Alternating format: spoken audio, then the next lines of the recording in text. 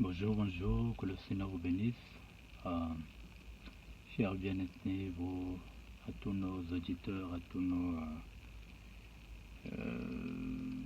abonnés de la chaîne Tabernacle Média, nous voulons d'abord vous remercier de votre fidélité. Et c'est encore un plaisir d'être toujours sur vos petits écrans pour vous informer un peu d'un certain nombre de choses qui se passent dans le monde. Bien. Je ne sais pas pour ceux qui ont suivi les dernières vidéos, ou excusez-moi, pour les dernières vidéos que j'ai eu à faire ces derniers temps concernant un peu l'actualité mondiale avec l'Ukraine et la Russie. Je viens encore vous annoncer quelques nouvelles, mais qui ne sont pas du tout bonnes.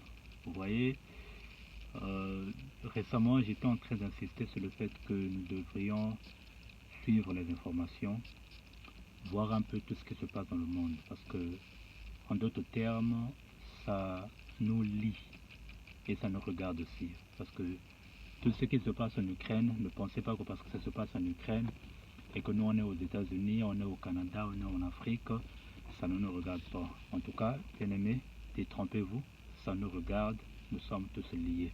Le monde est devenu tellement connecté à tel point que si une situation se passe en Asie, sachez que ceux qui sont en Amérique sont liés.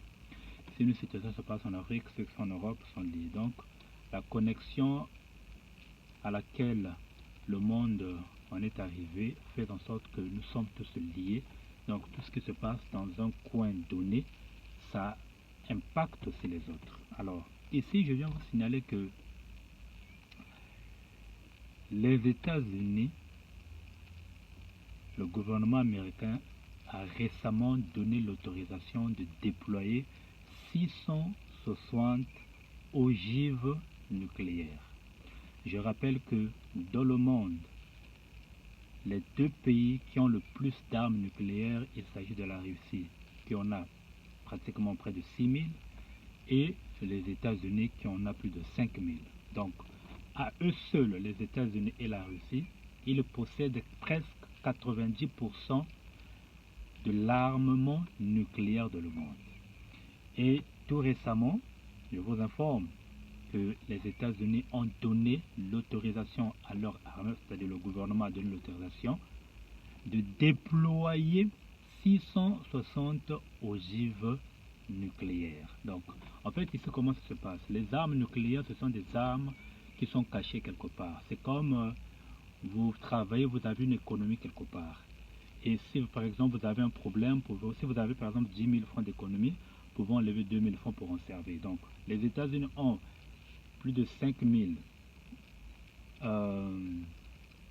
armes nucléaires, y compris les ogives. Donc, parmi les plus de 5 000, ils ont enlevé 660 qu'ils ont mis en activité. Et ils ont demandé aux Russes ou à la Russie de faire autant. Mes amis, souvenons-nous, je disais tantôt que la Première Guerre mondiale et la Deuxième Guerre mondiale n'a pas commencé du but en blanc comme ça, non. Il y a eu d'abord des causes lointaines. Notamment, avec la Première Guerre mondiale, il y a eu d'abord des causes économiques. Et par la suite, la cause immédiate, c'était l'assassinat de François Ferdinand, qui était une autorité à l'époque en Bosnie-Herzégovine, vous voyez, et par les Serbes. Et par la suite, la France y est rentrée, l'Allemagne a intervenu, ainsi de suite, et c'était devenu une guerre générale. Et souvenez-vous, lesquels ont eu à combattre du côté des Français, c'était les Africains. Vous voyez, pendant la Deuxième Guerre mondiale, il y a eu aussi des causes lointaines. Les causes lointaines, il y a eu notamment la crise économique de 1929, vous vous souvenez, et en dehors de ça, il y a eu d'autres problèmes économiques qui se sont suivis. Et plus tard, la cause immédiate, c'était l'attaque de la Pologne par l'Allemagne le 1er septembre 1939. Et par la suite, le Japon et l'Italie se sont regroupés avec l'Allemagne contre l'Angleterre, l'Allemagne, et plus tard, les États-Unis étaient rentrés en guerre. Et là aussi, souvenez-vous, les Africains avaient été recrutés en masse pour aller combattre du côté des Blancs. Donc, ceci pour vous dire, et je répète ce que j'ai dit, lorsqu'il y a une guerre quelque part dans le monde, souvenez-vous, personne n'est épargné.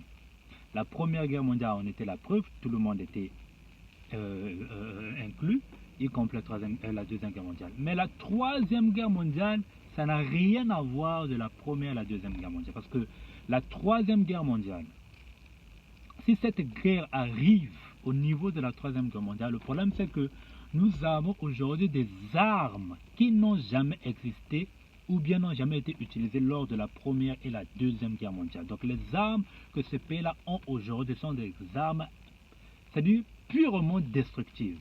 Si aujourd'hui les États-Unis décident d'utiliser tout son armement nucléaire et la Russie, c'est la fin mondiale. C'est la fin de l'humanité.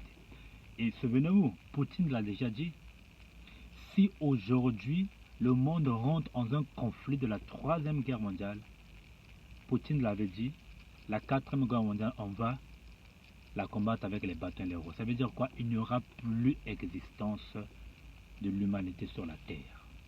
Et avec tout ce qui se passe présentement, et je vous rappelle, il y a quelques jours, l'Ukraine, avec l'autorisation des États-Unis, a bombardé les réserves pétrolières de la Russie.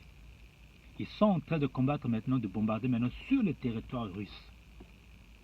Et la Russe accuse les États-Unis et disent qu'ils vont répliquer et il y aura des conséquences. Et souvenez-vous, Poutine n'est pas un homme à blaguer. Quand il dit quelque chose, il le fait. Alors mes amis, je fais cette interpellation juste pour montrer que le monde est en train de changer. Avec cette allure, j'ai comme l'impression qu'on se dirige lentement mais sûrement vers la Troisième Guerre mondiale.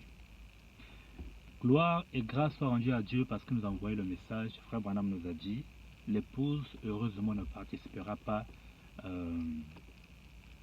à la Troisième Guerre mondiale, parce qu'avant la Troisième Guerre mondiale, il faudrait d'abord qu'il y ait, selon ce que Frère Branham nous a dit, il faudrait d'abord qu'il y ait une période de grande tribulation, mais pendant la grande tribulation, l'épouse ne participera pas. Et mais avant la grande tribulation, il y aura ce qu'on appelle par l'enlèvement physique, c'est-à-dire la disparition des hommes physiques sur la terre. Donc, quand je regarde un peu tout ce qui se passe, c'est pour vous montrer que l'enlèvement est à la porte, mes amis. Donc, je fais cette vidéo encore une fois le plus, tout comme les autres, c'est pour encourager mes bien-aimés de vivre une bonne vie, d'être en paix avec tout le monde, d'être de plus en plus chrétien. Suivez les informations, regardez ce qui se passe. Nous vivons des temps vraiment difficiles, et surtout avec la disparition des éminents hommes de Dieu aujourd'hui, comme les frères Billy Paul, les frères Edward Funk, le pasteur Baruti, ainsi que d'autres serviteurs de Dieu, des grands serviteurs de Dieu qui ont apporté ce message, qui disparaissent comme ça craint et ça fait peur.